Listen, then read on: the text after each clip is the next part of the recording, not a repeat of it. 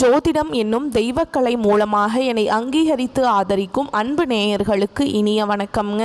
மிதுன ராசிக்கு இந்த பதிவு மூலம் அப்படி என்னதான் சிறப்பாக இருக்குது அப்படிங்கிறத பார்க்குறதுக்கு முன்னாடி எம்பெருமான் முருகப்பெருமானின் ஆசீர்வாதம் உங்களுக்கு முழுமையாக கிடைக்க நான் சொல்லும் மந்திரத்தை நீங்களும் 3 முறை சொல்லிக்கிட்டே உங்களால் முடிஞ்சதுன்னா கமெண்ட் பாக்ஸில் ஒரு முறை கமெண்ட் பண்ணுங்க. ஓம் முருகா போற்றி, ஓம் முருகா போற்றி, ஓம் முருகா போற்றி. என்னை படைத்து உன் மக்களுக்கு சேவை செய்ய அனுப்பிய கந்தா கடம்பா கதிர்வேலா, என் ஜோதிடம் பழிக்க மனதார பாதம் தொட்டு வணங்குகிறேன். தினமும் உங்களுக்கு கிரகநிலை மாற்றத்தால் வரக்கூடிய சுப பலன்களை அறிய கட்டாயம் சப்ஸ்கிரைப் பண்ணி பெல் பட்டன் அப்புறம் ஆல்னு ஆப்ஷன் இருக்கும், அதையும் கொடுத்து வைங்க. ஒவ்வொரு பதிவும் உங்களைய வெற்றியடைய வைக்க வேண்டும் அப்படிங்கிற எண்ணத்தில் தாங்க போடுறோம். மிதுன ராசிக்காரங்க தங்களுடைய கஷ்டத்தையும் கண்ணீரையும் கடுகளவு கூட மற்றவங்களுக்கு தெரியாமல் பார்த்துப்பாங்க. இதனால் பார்க்குறவங்க எல்லாருமே மிதுன ராசியா, இவங்களுக்கு என்னப்பா சூப்பராக இருக்காங்க, இவங்களுக்கு என்ன குறைச்சல் அப்படின்னு தான் நினச்சிட்டு இருக்காங்க. ஆனால் சாப்பாட்டுக்கு கூட கஷ்டப்படுறது உங்களுக்கு மட்டும்தாங்க தெரியும். நல்லது கெட்டதை முழுசாக தெரிஞ்சவங்க, புதன் பகவான ராசி அதிபதியாக கொண்டவங்க, எல்லா இடங்கள்லையும் நேர்மையும் உண்மையை மட்டுமே நம்பக்கூடியவங்க. உங்களுக்கு சொந்தமும் பந்தமோ அது தப்புனா அது தப்பு தான், வெட்டு 1 துண்டு 2ன்னு பேசக்கூடியவங்க. உங்களை ஒருத்தர் பஞ்சாயத்து கூட்டிட்டு போறார் அப்படின்னா நீங்க கூட்டிட்டு போறவர் பக்கமெல்லாம் சப்போர்ட் பண்ண மாட்டீங்க. எந்த தரப்புல நியாயம் இருக்குதோ அங்கதான் நீங்க சப்போர்ட் பண்ணுவீங்க. உண்மை நியாயத்துக்கு மட்டுமே என்னைக்குமே கை கொடுப்பீங்க. உண்மைக்கு புறம்பா எந்த ஒரு விஷயத்தையுமே செய்ய மாட்டீங்க. இதனால தான் மிதுன ராசிக்காரங்களுக்கு நிறைய கஷ்டங்களும் துன்பங்களும் அதிகமாகவே ஏற்பட்டு இருக்கு.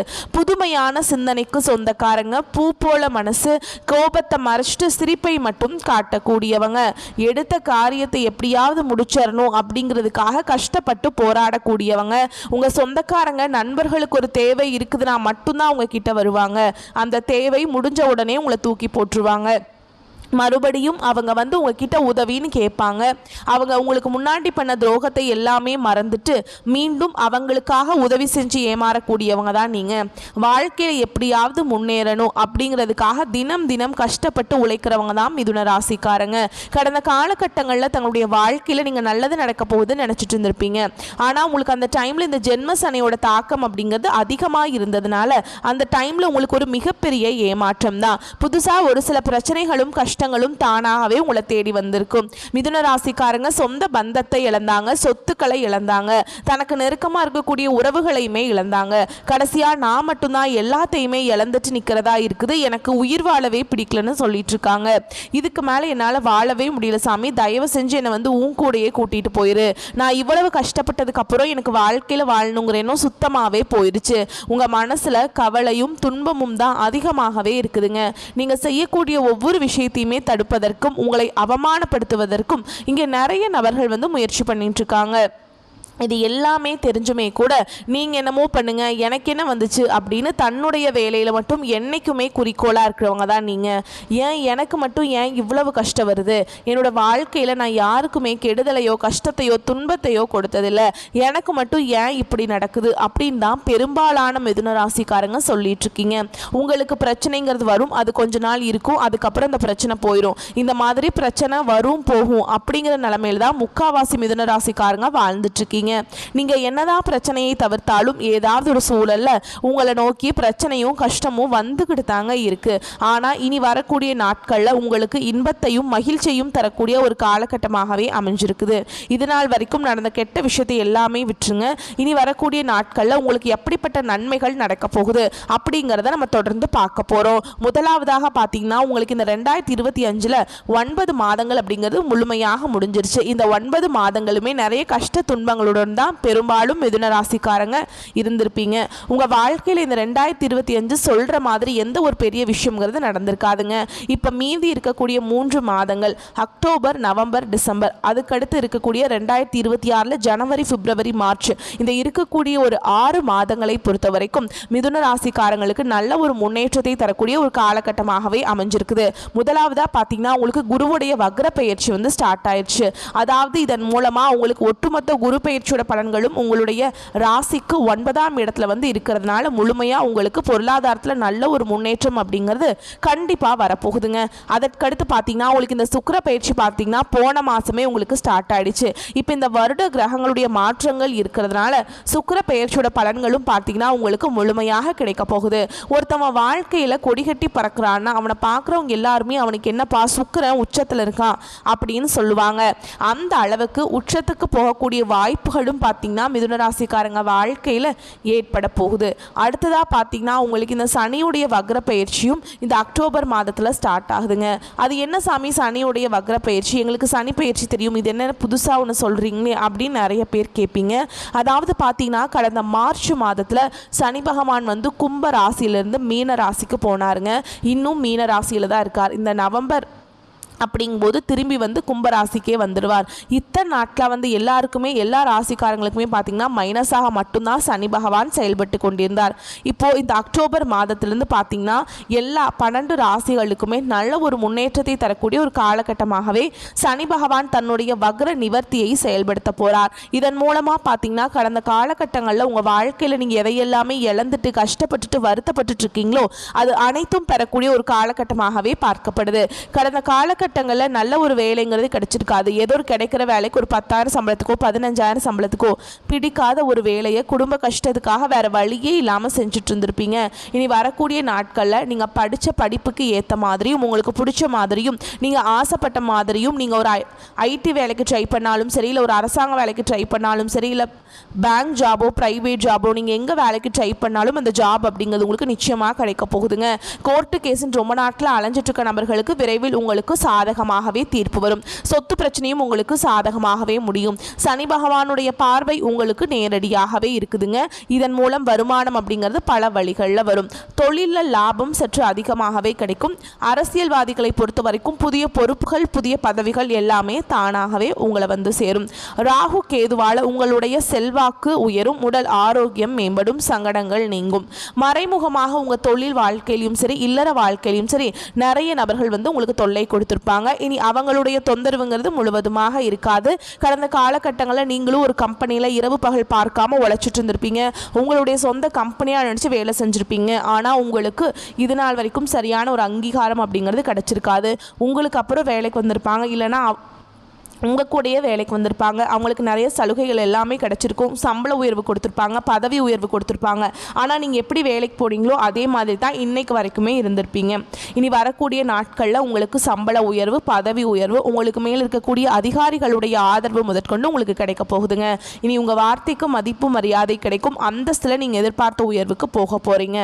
இனி நினச்சது எல்லாமே நடக்கும். தொழில் வியாபார தடைகள் அனைத்தும் விலகும். லாபம் அதிகமாக கிடைக்கும். முன்னேற்றம் உண்டாகும். வரவேண்டிய பணம் விரைவில் கைக்கு வந்து சேரும். குடும்பத்தில் நெருக்கடிகள் விலகும். செல்வாக்கு அந்தஸ்து உயரும். வெளிநாட்டு முயற்சிகள் வெற்றியை தரும். தெய்வ சிந்தனை அதிகமாகும். பெரியோருடைய உதவிகள் கிடைக்கும். உறவுகளில் இருந்த சண்டை சச்சரவு முழுவதுமாகவே விலகும். புதிய நண்பர்கள் உங்களுக்கு உதவி செய்வாங்க. தொழிலில் ஏற்பட்ட நெருக்கடிகள் நீங்கும். முடங்கி கிடந்த நிறுவனங்கள் மீண்டும் இயங்கும். வியாபாரத்தில் எதிர்பார்த்த லாபம் கிடைக்கும். புதிய தொழில் தொடங்கக்கூடிய முயற்சிகள் கண்டிப்பாக உங்களுக்கு வெற்றியை தரும். கடந்த காலகட்டங்களில் திருமண நிலை அப்படிங்கிறது மிதுன ராசிக்காரங்களுக்கு நிறைய பிரச்சனையும் சிக்கலையுமே பெரும்பாலும் சந்திச்சிருப்பீங்க. அதில் குறிப்பாக பார்த்தீங்கன்னா பெண்களுக்கு ஏதாவது ஒரு வகையில் எளிமையாக திருமணம் அப்படிங்கிறது அடைஞ்சிருது.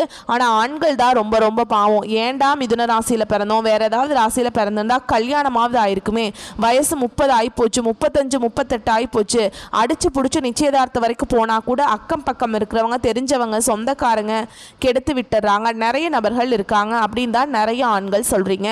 கண்டிப்பாக வரக்கூடிய நாட்களில் நீங்கள் எதிர்பார்த்த மாதிரியே நல்ல ஒரு வரன் அப்படிங்கிறது விரைவில் உங்களுக்கு அமைய போகுது.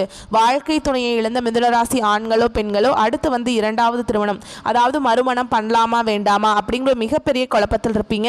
அப்படி 2வது திருமணம் பண்ணும்போது சொந்தக்காரங்க தப்பா பேசிடுவாங்களா, ஊர்க்காரங்க தப்பா நினைச்சிருவாங்களா, அவங்க என்ன நினைப்பாங்க இவங்க என்ன நினைப்பாங்க அப்படின்ட்டு நிறைய நபர்கள் வந்து 2வது திருமணத்தை பற்றி யோசிக்காமல் இருக்கீங்க.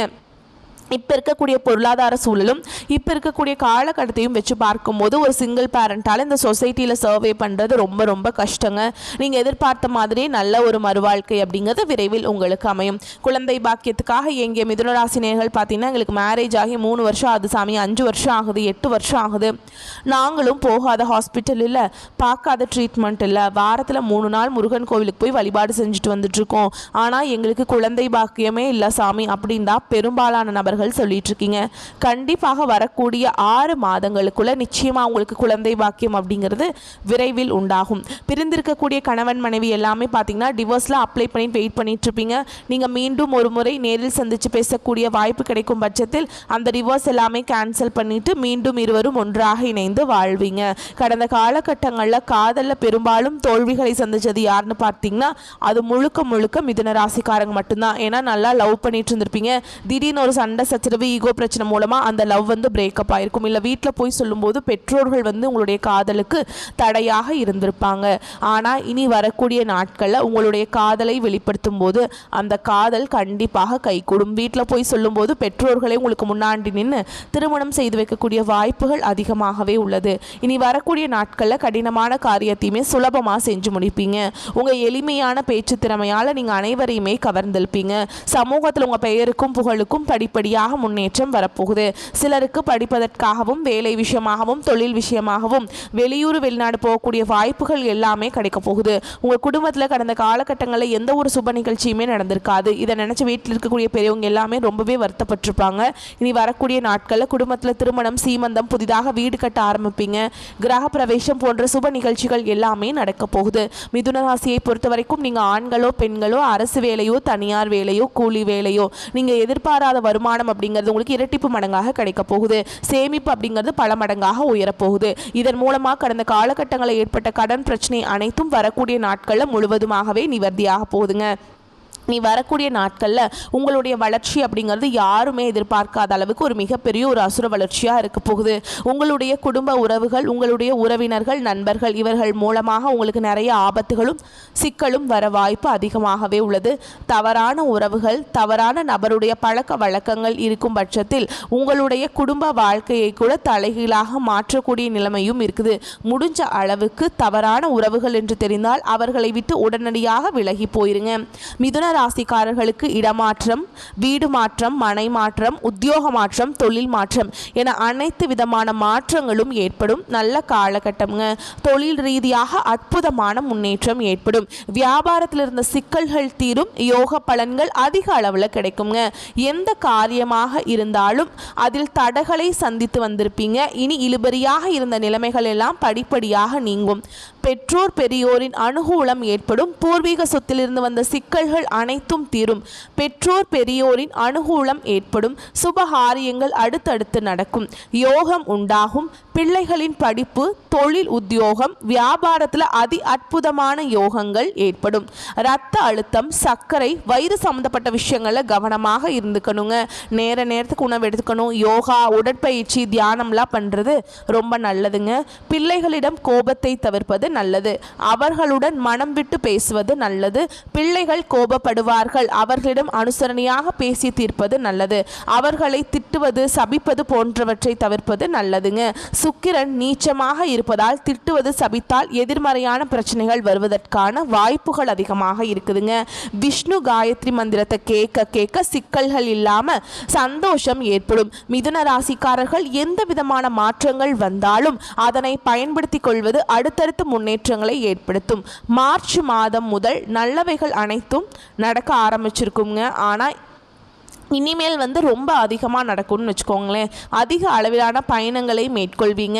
யோகம் நிறைந்த காலகட்டமாக இந்த காலகட்டம் உங்களுக்கு இருக்குதுங்க. உங்களை பொறுத்த வரைக்கும் பரிகாரம் அப்படின்னு பார்த்தோம்னா வியாழக்கிழமைகள் தோறும் பெருமாள் வழிபாடு செய்வது ஏற்றத்தை தரும்.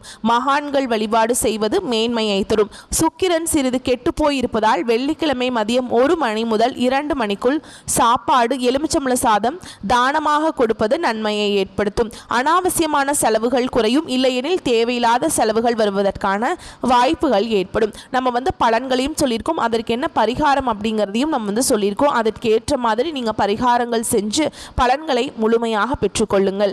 வரக்கூடிய வாய்ப்புகளை மட்டும் கரெக்டாக பயன்படுத்திக்கோங்க. இந்த வீடியோ பதிவு உங்களுக்கு பிடிச்சிருந்ததுன்னா வீடியோக்கு ஒரு லைக் பண்ணுங்கள், நம்ம சேனலை சப்ஸ்கிரைப் பண்ணிக்கோங்க. மேலும் பிடிச்சிருந்தா ஃப்ரெண்ட்ஸ் அண்ட் ஃபேமிலிக்கு ஷேர் பண்ணுங்கள். வாழ்த்துக்கள். வாழ்க வளமோடு நலமோடு. நன்றி, வணக்கம்.